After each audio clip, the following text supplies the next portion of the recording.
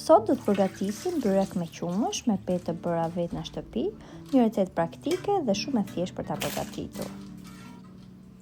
Si fillim për brumin do të na duhet 400 gram miell, pak krip, rreth 1 lugë çaj krip, 2 deri në 3 lugë vaj ulliri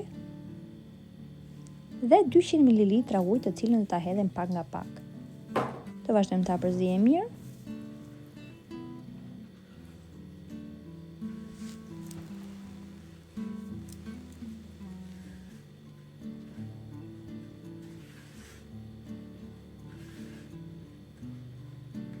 Do t'i hedhim dhe pjesën e mbetur të ujit.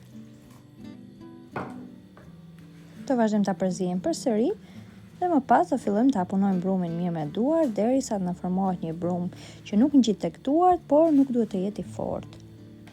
Do të hedhim përsëri pak miell dhe të vazhdojmë ta punojmë brumin mirë. Është e rëndësishme që brumi të punohet sa më shumë me duar, sa më shumë punohet brumi, aq dhe më i mirë është rezultati. Siç e shikoni, brumi është formuar, nuk ngjit tek duart dhe është i butë.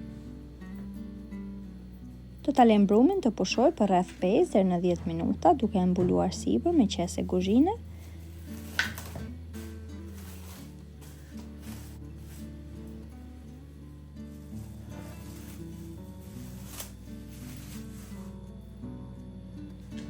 Pasi brumi ka pushuar, do ta heqim nga ena në të cilën e patëm vendosur dhe do ta vendosim tek tavolina e punës, ku më parë do të hedhim pak miell në mënyrë të tillë që të mos ngjisi.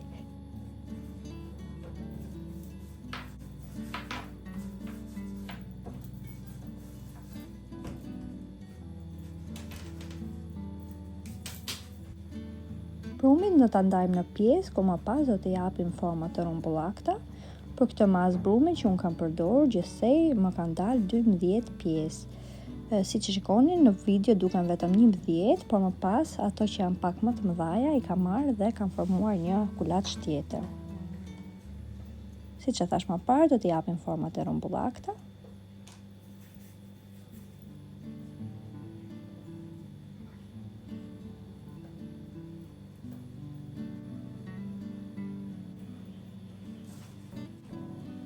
Do të hedhim pak njëse shte në vendin ku do t'i vëmë kuleçet dhe më pas do të veprojmë në të njëjtën mënyrë me të gjitha të mbeturat.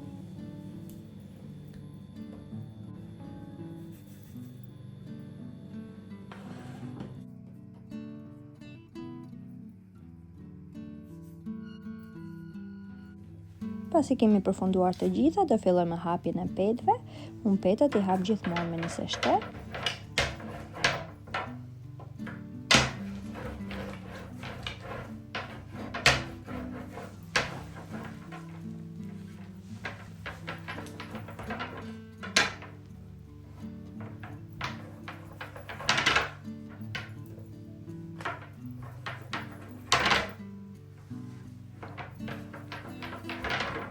Petët do i pjekim në furrë me anë të një tave ose tepsie, siç e themi ndryshe. Më parë e kam ngrohur, e kam nxehur shumë dhe sipër i kam vendosur petën siç e shikoni dhe ju në video. Do ta vendosim petën të piqet dhe ndërkohë do vazhdojmë të hapim petën tjetër.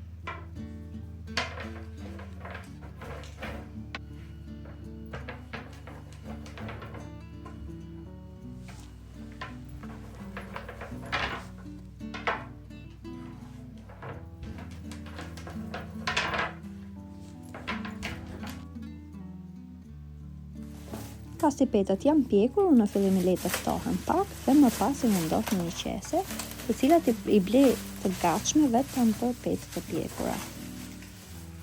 Në të njëjtën mënyrë do të veprojmë me të gjitha të mbeturat.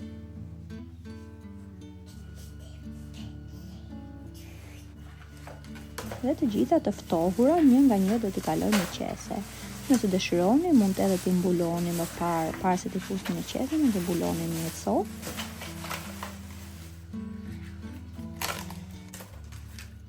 Unë i pjek pak si shumë, siç e shikoni dhe në video, sepse më pëlqen më shumë kur janë të pjekura mirë.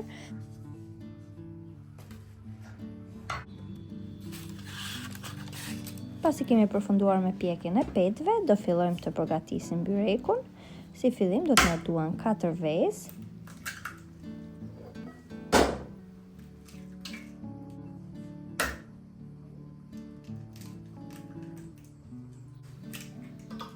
Pasi kemi hedhur vezët në tavë, atëherë do të hedhim sipër qumshtin.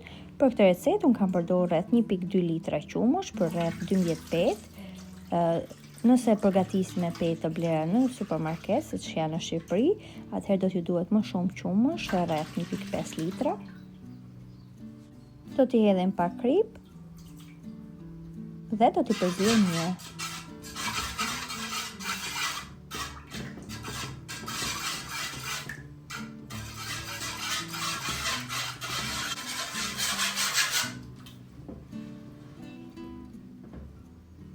Për lyerjen e petëve, unë kam përdorur gjalp, kam shkryer rreth 100 gram gjalp dhe do ta bashkoj me 60 ml vaj ulliri.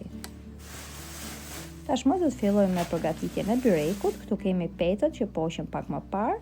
Tek tava në të cilën do shtrojmë byrekun, do të hedhim vaj ulliri dhe do ta përhapim mirë nëpër të gjithë tavën.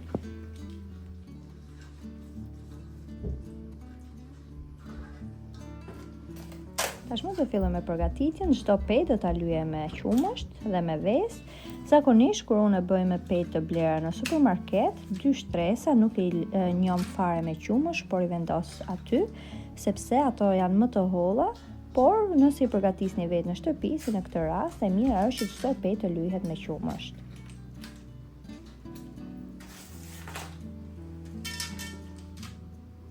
Të vazhdojmë në të njëjtën mënyrë.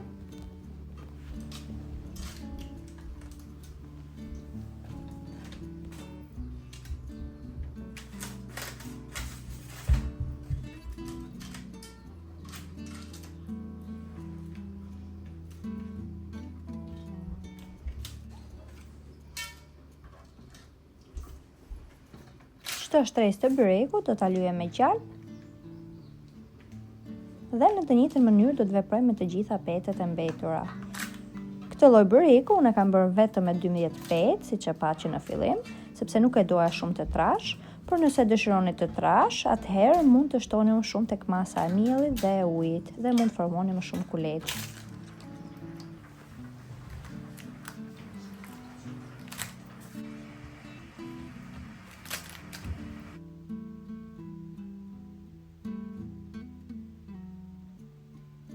Pasi kemi përfunduar me të gjithë shtrimin e petëve, pjesën e mbetur të qumshtit do ta hedhim sipër dhe do ta lëmë për disa minuta derisa të ketë pirë të gjithë qumshtin. Më pas do të hedhim sipër gjalpin e mbetur dhe do ta vendosim në furrë të parangrohur me 180 gradë ose 200 gradë për rreth 35 deri në 40 minuta në varësi të furrës. Sa po byreku të dalë nga furra, ashtu i nxehtë siç është, mund ta ktheni përmbys në një tepsi tjetër, duke lënë për rreth 30 minuta. Në këtë mënyrë hiqet yndyra e tepërt, ose mund veproni siç kam vepruar unë në këtë rast, thjesht e kam mbuluar me një copë dhe më pas sipër i kam vendosur qese kuzhine dhe e kam lënë të pushojë.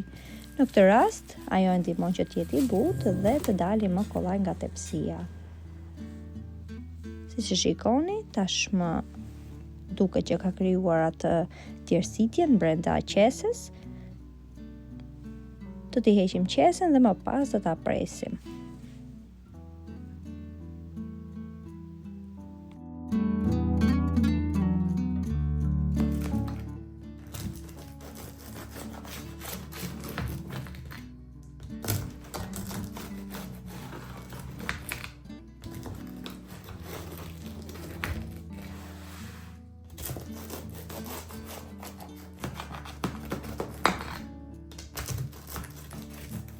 Dhe pasi të përfundojmë me prerjen, byrekun e kemi gati për ta konsumuar.